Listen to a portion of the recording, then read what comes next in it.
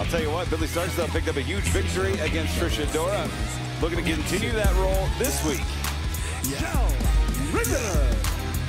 Rachelle Riveter, competitor here in the Utah. Starkz, the code of honor adhered to, but it beat Rachelle's night as Billie Starkz into the corner. Bit of a choke, very pleased with herself.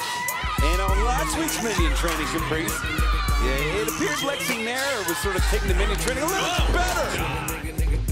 Oh, goodness. Wow, big clothesline there.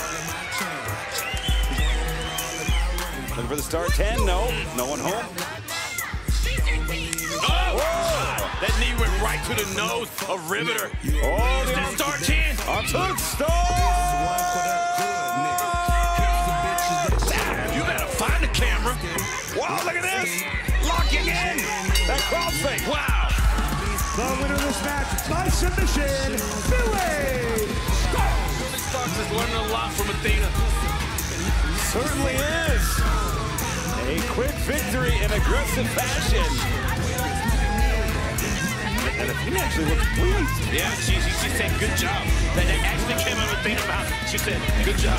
Looking for the high five though. Oh, leaving Billie Starkz hanging.